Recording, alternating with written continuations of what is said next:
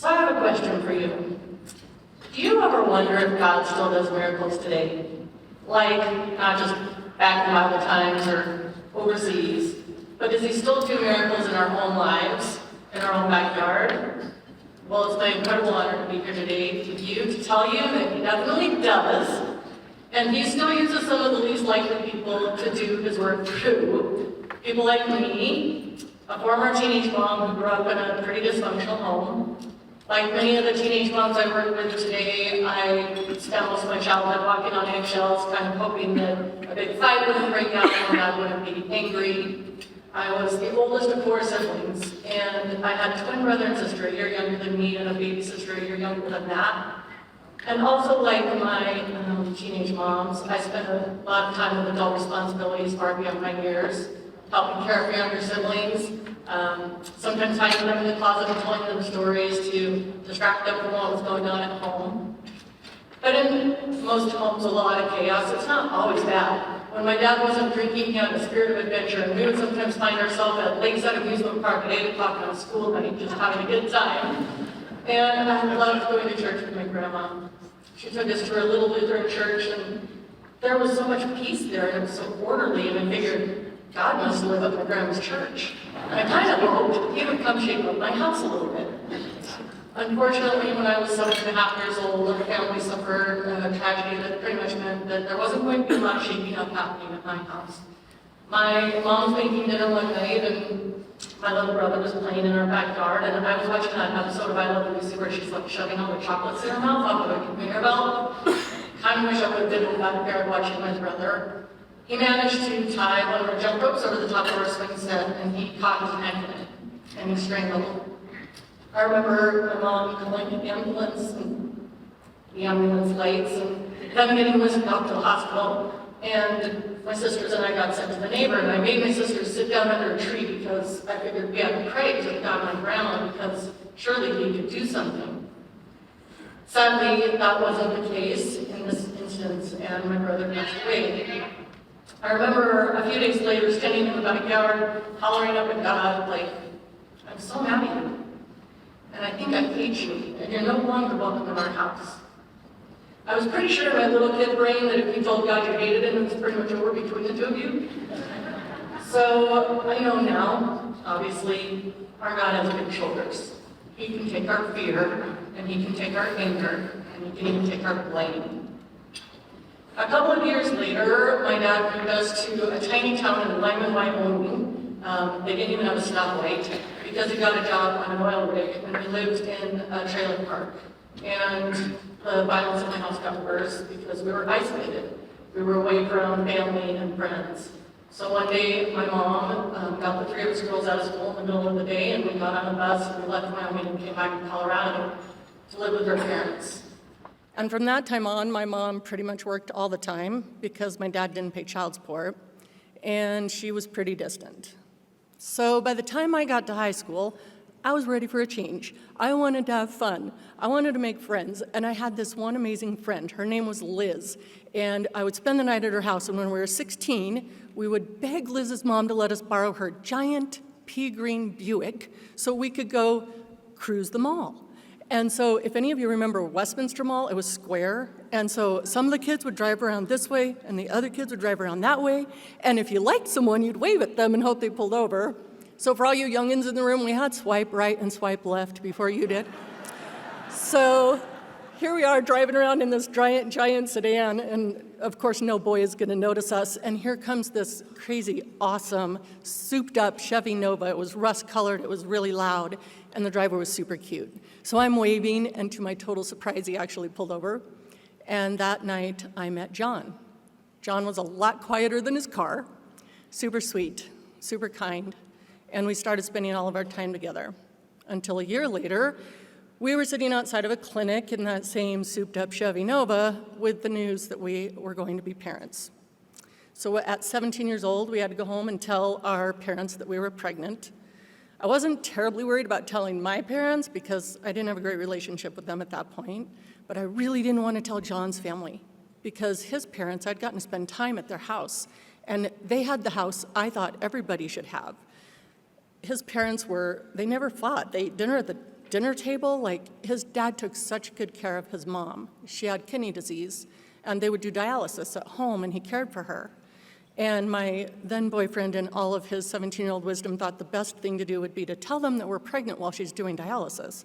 So we're in the basement of their house on the shag yellow carpet, and they're watching a movie, and we're just standing there, and her blood's going through a machine next to us. And I'm like, oh, we're going to kill this poor girl right now.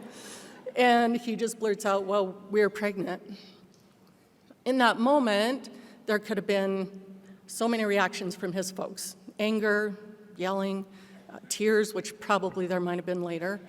But instead, what they did is they sat us down and they had a conversation with us about what marriage looks like and what raising children looks like and having responsibility for your actions. And it was the single most loving act of parenting that I had experienced to date. And it's what we try to recreate at Hope House every single day. We love you, you're not alone, God still has a plan for your life, and we're here for you. So 2 weeks later, John and I are standing in front of a pastor with just our little family around, getting married. And he's in his lovely 80s mullet. And I'm still in braces. So all of my wedding pictures are smiling with my lips closed because I thought I looked older, if you couldn't see my braces. So my mother-in-law from that time on became my greatest champion. I lost all my friends when I got pregnant. That happens typically when you're a teenage mom. So my mother-in-law got her friends to throw me a baby shower. And her friends had a name. They're called the Fenton Street Gang. So they may sound familiar to you. They're a little bit famous. The Fenton Street Gang all lived on Fenton Street in Wheat Ridge, and they happened to be the first group of women who formed the first MOPS group, now called the Mom Co., still getting used to it. And that group of ladies, they'd get together on these 8 little Sunday school chairs at Wheat Ridge Trinity Baptist Church, and they had childcare, and they had a craft and a speaker, and they got to actually finish an adult sentence. And go figure, that became viral, like before viral was a thing. MOPS exploded. We have hundreds of thousands of MomCo groups all over the world, and hundreds of thousands of women coming to Jesus and coming to be leaders in their homes through MOPS. So when my mother-in-law, when I was 19 and super lonely with a 2-year-old, said, you have to go to MOPS, the last thing I could do was tell her no, but it was literally the last thing I wanted to do. As a teenage mom, you face judgment everywhere you go. All I wanted was to not walk into a room full of women who did it right, who got married before they got pregnant, and were definitely going to judge me. I was completely wrong. They loved me like any other mom. I learned more about the Bible. I came to know Jesus better. And they even gave me a chance to lead. They asked me if I would be the co-leader of the Mopettes group, which is the little kiddos. And I was like, do you want to see my ID first? I'm just turned 20. I have never been in a meeting. I don't know what an agenda is. I've never led anything. But they saw something in me that I didn't see in myself. They believed in me, and that led to me being the leader that I am today. So fast forward several years, and my 3rd kiddo is starting kindergarten, and I've been in MOPS ever since, but you have to graduate from MomCo when you did back then, when your last kid was in kindergarten. So I start making plans for my life. My kids are going to school. I'm going to go to college. I have this career planned out. And then I find out that our church is starting a teen MOPS group, which was the very first ever in Colorado group for teenage moms. And I'm like, oh man, this is so exciting. I really want to volunteer with teen moms. So I'm sure I can figure out volunteering to do that and going to school and being a mom and a wife. And so I volunteered for teen MOPS. And it was literally the hardest and best thing I ever did. Those mamas were incredible. They were dealing with generational poverty, which, as rough as my childhood was, I did not come out of generational poverty. These girls had generations of family members who were incarcerated. They'd dealt with homelessness and hunger and addiction in their homes, and yet they were the best moms. They wanted to be good moms in the worst way, and they so wanted to create a different life for their children than what they had experienced. But it's really, really hard to do something you've never seen. If you've never seen it modeled, you've never been in John's folks' home, it's really hard to make it happen.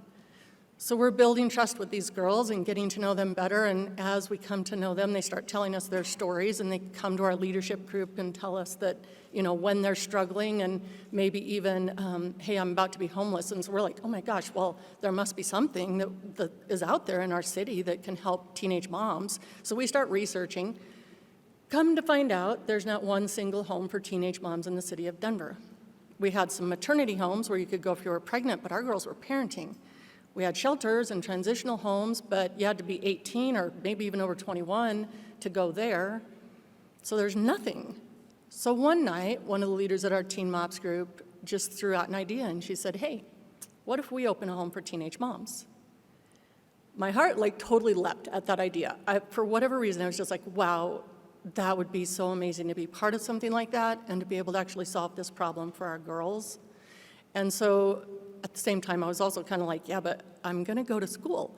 So I went home and I told John about this idea that, we were talking about, and he came home a few nights later and sat down at the kitchen table, and I'm putting away dishes in the dishwasher, and he says, hey, I've been thinking about this idea about this Hope House that you've been talking about, like opening a home for teen moms, and I got kind of excited. And I'm like, okay, he never gets excited except for vacation, so I'm listening now. And then he says, actually, I think it might be a calling. Now I put the dishes down. He has never used the word calling before or since. And I go sit next to him. And we pray about it and we talk about it. And I know, deep in my gut, I know that this is something I'm supposed to do. This is what a calling feels like. And at the same time, it was a total crisis of faith. Because on the one hand, I had plans. I wanted to go to college. I wanted to be a teacher, which would have been a bad idea, by the way. And going down this path of Hope House would mean putting my plans down in order to pick up God's plans. And for anybody who's been faced with that, it's actually a pretty big deal. And then there's the fact that, hello, who am I to start a home for teen moms? Literally, we're talking about starting a nonprofit, people. I had a background in home daycare and JCPenney's. I am not qualified for this job. But we said yes. And it was an amazing and terrifying moment of saying yes to God. And then this little group of ladies from this Teen Mops group started going down the path of figuring out, how do you open a home for teen moms? You start a nonprofit, you get a 501c3, you go to grant writing classes and some nonprofit classes, and you talk to literally everybody in the city who will let you come talk to them about teen moms and housing, and you're trying to raise money for a dream, which is really hard, and 3 whole years go by. And by this time, it's just Amy, my co-founder, and I. And I'm starting to think, okay, maybe we got this wrong. We've been working on this for 3 years. I'm really feeling about ready to give up. And I got a call from this guy named David Nestor, who at the time was on the board of Rocky Mountain Housing. And we'd gone to meet with him to learn more about how you do low-income housing. And we took him brownies afterwards, because we always took homemade brownies to anybody that would meet with us to thank them, and he often jokes that we got our house because of homemade brownies. So he calls me one day and he says, hey, we have purchased some land in unincorporated Arvada. It's got a big brick ranch house on it, and it's 7 bedrooms. Why don't you guys move in and you can get started there, and we'll just charge you $350 a month in rent. And I'm like, $350 a month in rent. I'm panicking, where are we ever going to get that? And our board chair at the time, we had a great working board by them, Clarine Shelley, she's our workplace chaplain now. She was like, this is a God thing, and we are doing it. So we moved into that house, and we took in our first teen mom, Fendia. And she was 18 years old, and she had this beautiful baby girl named Sarah, and a broken car seat and 2 bags full of clothes, and that was it. And a couple weeks later, we'd taken our second teenage mama, and Amy and I go about, hiring overnight staff, and we're trying to figure out what works really well on paper for programming for self-sufficiency, doesn't work necessarily so well with real life people. And we're trying to figure all this out, and 9 months in, I get a call from David, and David says, well, we got annexed into the city way faster than we thought, and we're gonna have to tear the house down. I'm panicking, you gotta be kidding me. We barely are raising enough money to pay our payroll, and I can't make these 2 moms homeless again, and I have no idea what we're gonna do. And he calls me a week later and he says, well, our board met and we decided you can have the house, but you have to pick it up and move it off of our property. So this is awesome. we're going to get the top half of a house, like, because the basement's getting plowed under. We get a loan, like a crazy loan on the top half of a house. All the brick has to get taken off because it's too heavy to move. We get a $100,000 loan, and we start looking in the phone book, there was such a thing back then, for a house mover. We find this guy, only not nice guy in the whole story, who charges us $40,000 to move a house. We didn't know any better. And he says you can only move it within 7 miles. We also didn't know any better. Turns out he didn't get a permit to drive down Sheridan, which is a state highway. So we got a realtor. She's out looking for land for us. We're so excited. And like a month goes by, and she calls me and she says, I'm sorry, we've looked everywhere. There's literally nowhere within 20 miles, let alone 7 miles, where you can move that house that you can afford. So I start arguing with God, which you will hear is a theme in my story. I'm like, what do you mean? You give us a house and you don't give us land? Like, what are you thinking? And I go to work the next day pretty much totally defeated that I'm going to have to tell everybody, like, I don't know what we're going to do. And I get a phone call from a guy named Pastor Monty Newton. I've never met this pastor. I don't know where his church is. He says, are you the people looking for land? And I said, yes. And he said, well, we have some we want to give you. I literally did not thank the man. I think I might have fallen off my chair. I'm like, what are you talking about? You want to give us some land? And he's like, yeah, just come on down. And I want to show the land to you. And I'm like, what? So Robin, my program manager at the time, and we get in the car and we drive 5 blocks down and 1 block over, way less than 7 miles, to 64th and Benton. And here's this Toyota Corolla parked there, and this guy gets out, and he literally, guys, he looked like Santa Claus. Like the red nose, the white beard, the tummy, the whole thing, and he's super jolly. And he's like, hey, we've got this whole, he's pointing to this whole field next to his church, and he's like, we just want you to have enough for your house and your playground, and I got to go to lunch. And he gets back in his car. And of course, the deacons and the city got involved at that point. It got a little more complicated.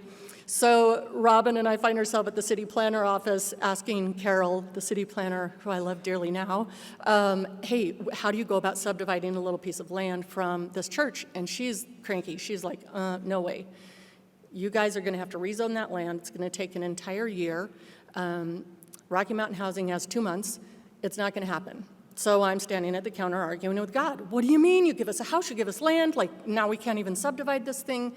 And Robin, in her sweet, quiet voice, says, can you just check what the zoning is? So she rolls her eyes at us, but she goes to this big old lateral file cabinet in the corner, and she pulls out a huge plat map.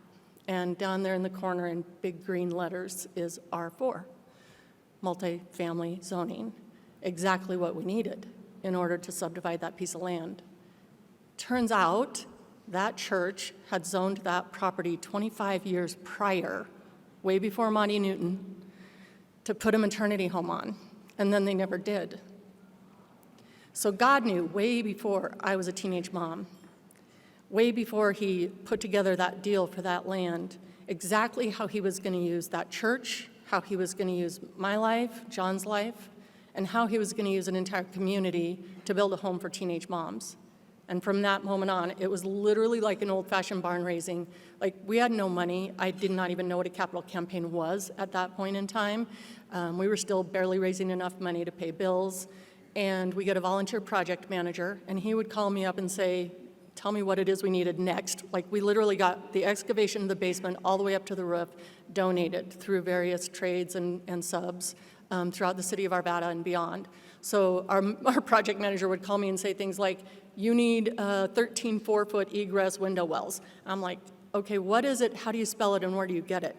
And so he would say, call Whitecap Industries. I call up Whitecap Industries. I'm like, we need 13 4-foot egress window wells. And the guy's like, well, we just had an order of 14 of those canceled. So yeah, we'll donate those and drive them on up to Arvada for you from Littleton. It was not always that easy, but it was incredible. And in April of 2006, on Easter Sunday, we moved our mamas back into a fully remodeled, redecorated house, and they ate Easter dinner on the porch, and we have not stopped growing since. So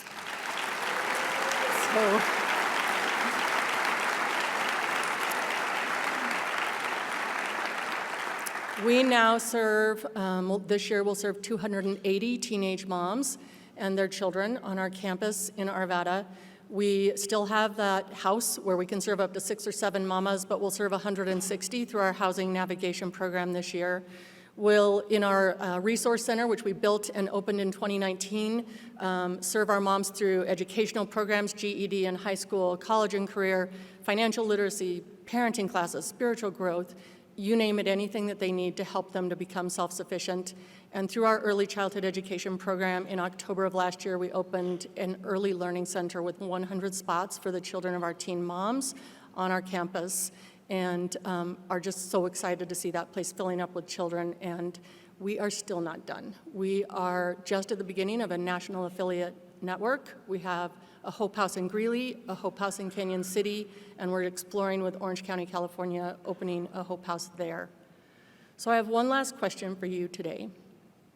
If you're sitting there and you have that still small voice, and maybe it's just something you can't let go of, a cause that you care deeply about, or a people group that just tugs on your heart, and you're saying to yourself, yeah, but I don't have time, or what if I can't volunteer, or maybe I'm just not qualified. What if you said yes? What if you said yes to God and just took one step, just went to that QR code, Googled whatever it is you're interested in, or just went to a volunteer orientation? Because I'm telling you, when you say yes to God, He will literally, you'll experience Him in ways you never expected, and He'll do miracles that you'll get to be a part of, I promise. Thank you.